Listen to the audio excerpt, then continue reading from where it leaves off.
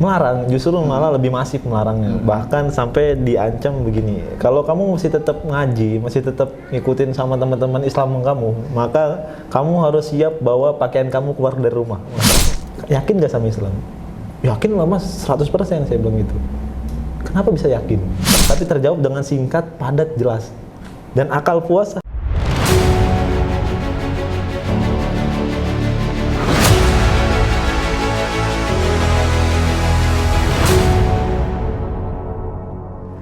Assalamualaikum warahmatullahi wabarakatuh. Selamat datang di channel Ngaji Cerdas. Insya Allah mencerdaskan umat. Insya Allah. Alhamdulillah. Teman-teman Ngaji Cerdas yang dirahmati Allah, hari ini kita bersama lagi di channel yang insya Allah mencerdaskan umat ini. Nah, hari ini kita akan sedikit mewawancara atau tanya-tanya ya. Seperti biasa, siapa lagi kalau bukan orang yang menerima hidayah ya daripada Islam tentunya, yaitu yang disebut dengan mu'alaf. Nah, mu'alaf hari ini yang kita akan tanya-tanya tentang bagaimana sih dia mu'alaf. Nah, itu ada saudara kita namanya Mas Adam, Masya Allah ya. Sebelum kita berbincang, jangan lupa para sahabat Ngaji Cerdas untuk like dan share. Dan kalau yang belum subscribe, memencet tombol loncengnya, silahkan dipencet subscribe, dan loncengnya jangan lupa dihidupkan, karena subscribe itu gratis ya. Baik, setelah ini kita akan langsung ke Mas Adam ya. Kita kenalan dulu, Mas Adam. Assalamualaikum. Waalaikumsalam warahmatullahi wabarakatuh. Baik, Mas Adam. Mas Adam, namanya Mas Adam aja apa gimana sih? Adam itu singkatan daripada ini Mas, Ahmad Daud Abdurrahman sebenarnya gitu. Jadi ada singkatannya iya. Oh, ada singkatannya ya. Jadi Adam itu singkatan daripada tadi. Oh gitu, insyaallah. Nah, kalau nama sebelumnya siapa? Nama sebelumnya itu saya diberi nama sama orang tua saya David. Nama panjangnya itu Davidson Nainggolan gitu, Masya Allah. Oh, berarti orang ini ya, Sumatera ya? Sumatera Utara. Sumatera, Masya Allah. Nah, alhamdulillah ya, tapi yang namanya manusia, kalau udah Allah berikan hidayah luar biasa ya, udah langsung dapat hidayah. Nah, baik, para sahabat Ngaji Cerdas yang rahmati Allah, sudah kita sedikit tanya ya tentang nama. Nah, umurnya nih belum kita tanya nih. Umurnya berapa sekarang? Alhamdulillah 23 tahun. Masya Allah. Nah, waktu masuk Islam itu berapa tahun? Masuk Islam itu sebetulnya sih dari kecil ya, dari sekitar umur 10 tahun Mas. 10 tahun? 10 tahun, Alhamdulillah. Lebih cepat ya? Lebih cepat ya. Daripada yang lain. Alhamdulillah.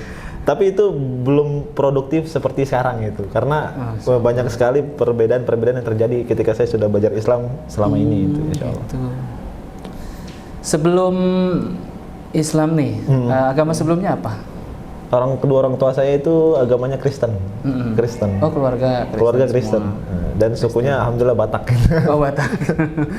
Ya biasanya pada umumnya gitu ya, kalau Batak pasti Kristen lebih gitu, dominan itu, tapi tidak semua kan gitu. Tidak semua. Buktinya alhamdulillah hari ini kita ketemu dengan Mas Adam ya, Mas Abdurrahman siapa tadi?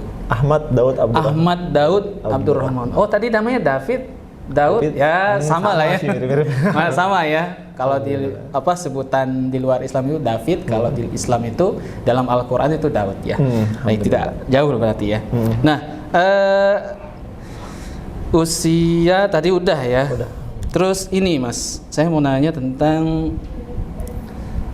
gimana sih ceritanya kau bisa milih Islam gitu. Alhamdulillah.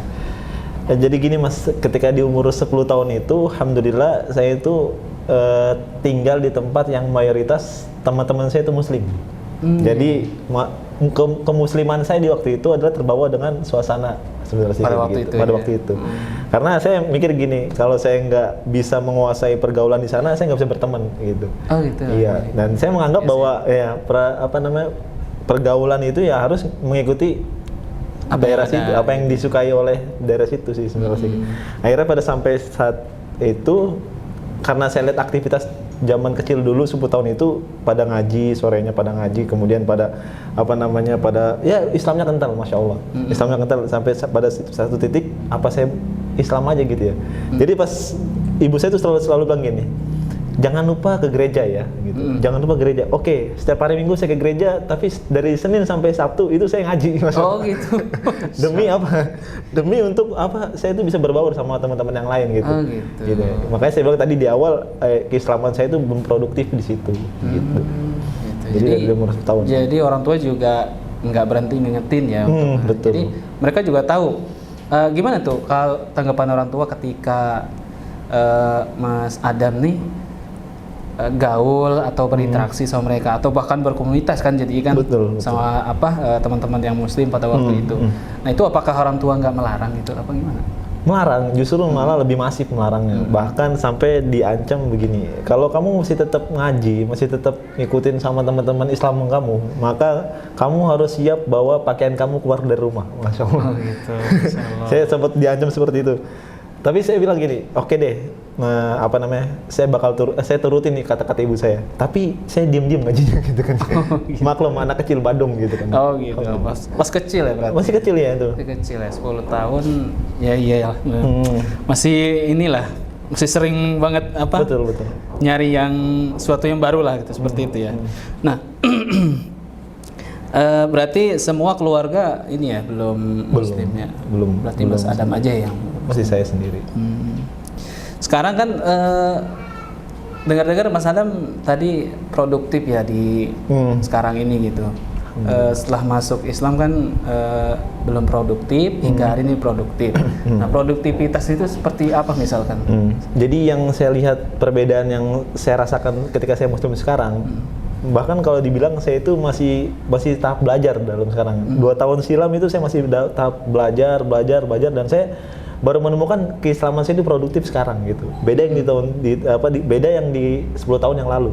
Begitu. Karena saya lihat gini, karena kalau dilihat kemusliman saya di waktu di 10 tahun yang lalu itu hanya dasarnya itu hanya klaim saja. Gitu Mas. Jadi hanya ikut gitu tanpa harus tahu kenapa harus ikut gitu. Iya. Karena kan itu begitu nyaman begitu kan ya. Nah, ketika pasca 10 tahun itu sudah ngaji sampai ustadz saya itu namanya Ustadz Suripto, dia pergi, kemudian saya nggak tahu kemana, sampai pada titik itu saya jenuh gitu. Oh ternyata apa Islam tuh seperti ini aja gitu. Saya mikirnya gitu, apa Islam tuh sama kayak agama lain gitu. Cuman dikasih syarat ini, kerjaan ini udah selesai gitu. Kalau begitu yang terjadi, berarti semua agama sama kayak gitu kan ya. Cuman caranya beda-beda begitu. Betul.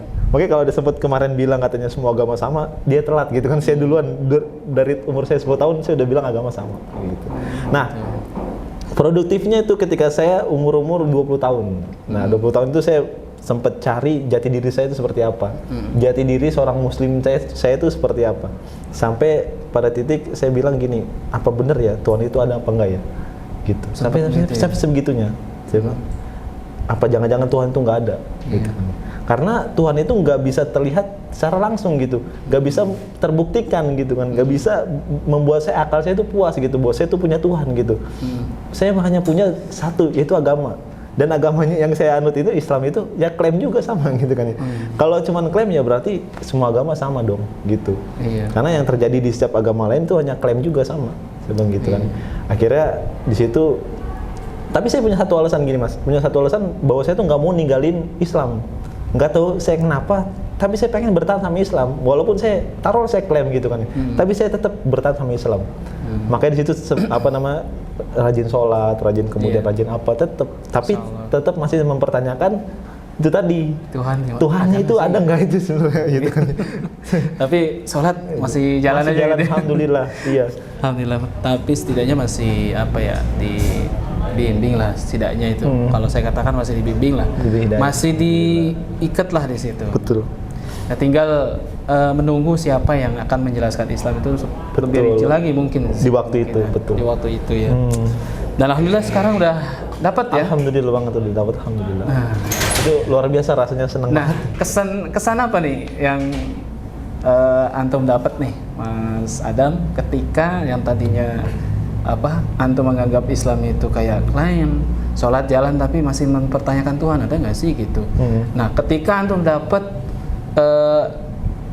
image klaim tadi itu sudah nggak ada lagi terhadap Islam, itu apa sih yang antum dapat, materi apa sih gitu. Betul. Jadi sewaktu waktu saya itu kan ketika bertanya-tanya tentang itu di perjalanan waktu itu saya bertemu sama teman saya waktu masih kecil waktu itu. Ingat banget sih. Oh, teman kecil? Teman kecil, dan sudah besar ketemu, tahu dia udah ngaji gitu kan. Oh gitu. Dia bilang, "Saya udah ngaji gini, ngajinya enak loh, santai." Ngaji santai. Saya bilang, "Setahu saya ngaji itu gak ada yang santai deh." Karena setahu saya pengajian saya itu dulu yang dulu itu mengajarkan bahwa keras banget, pakai celana cingkrang gitu kan ya. Harus jenggot gitu kan ya. Nggak boleh misalnya musik dan seterusnya. Itu yang saya tahu Islam itu begitu. Nah, ketika saya lihat teman saya, ini kok santai banget Islamnya gitu kan. Apa yang membuat dia seperti ini gitu kan ya. Jangan-jangan dia ini Islamnya nggak bener. Tapi karena dia teman kecil saya, maka saya hargain dia kan gitu. Akhirnya dibawalah saya ke tempat komunitasnya.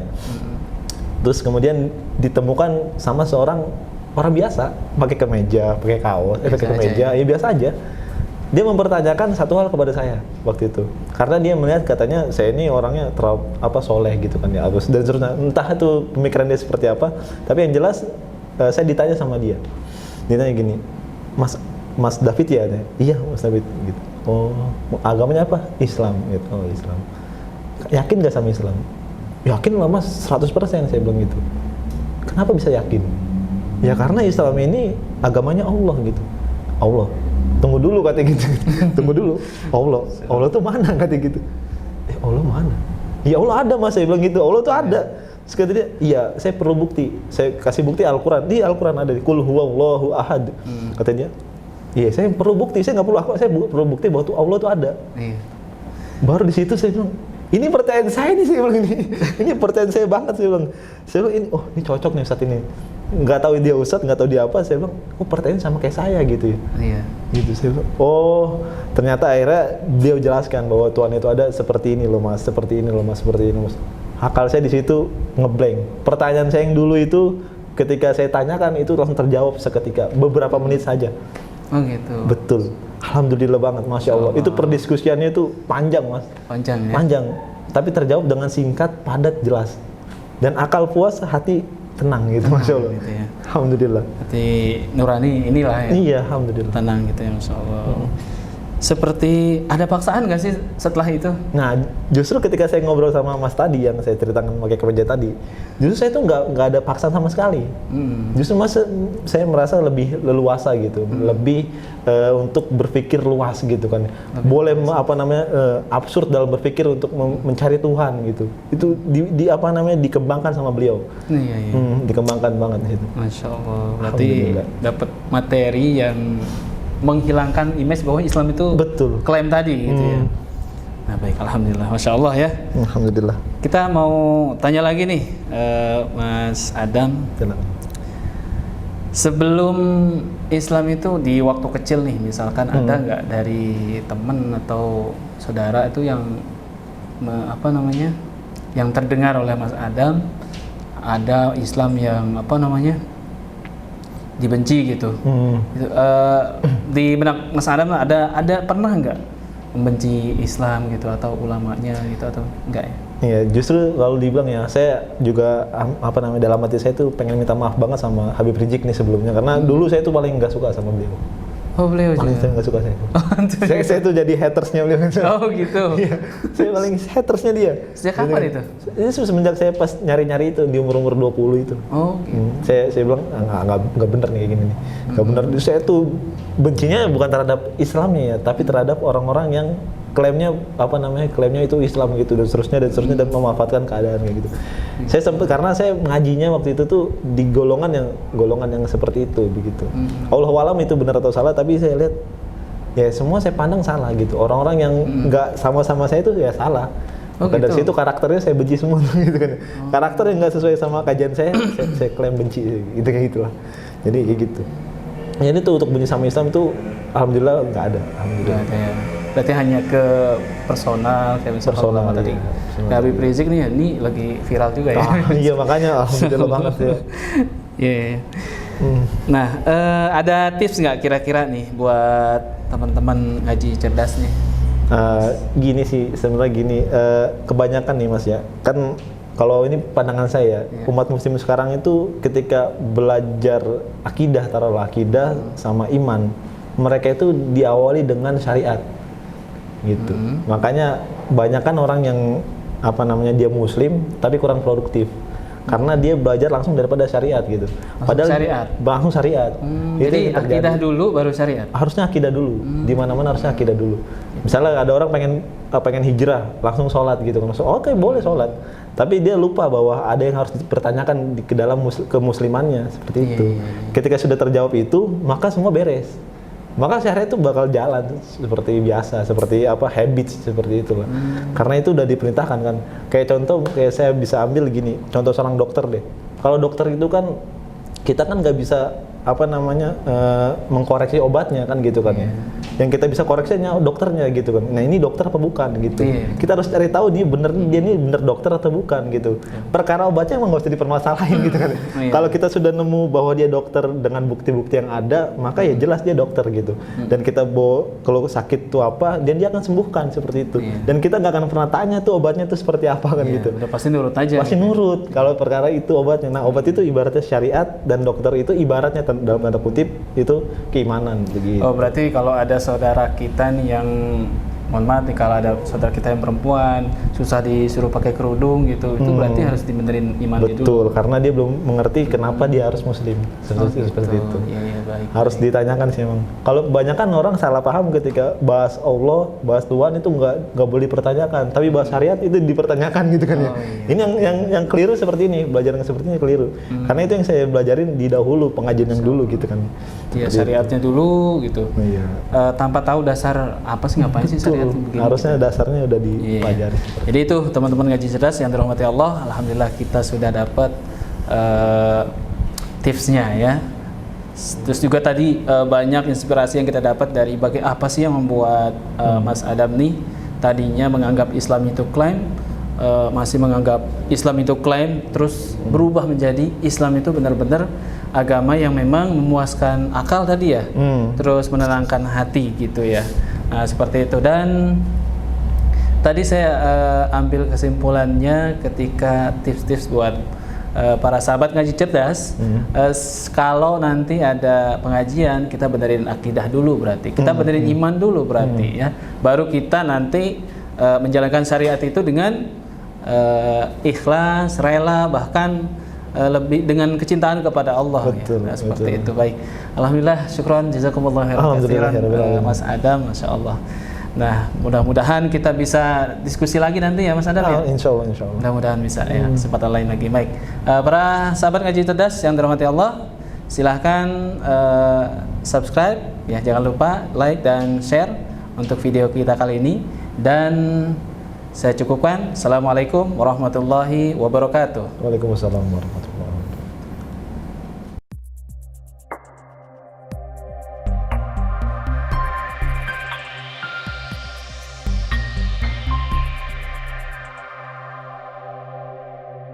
Hati tenang gitu, masya Allah.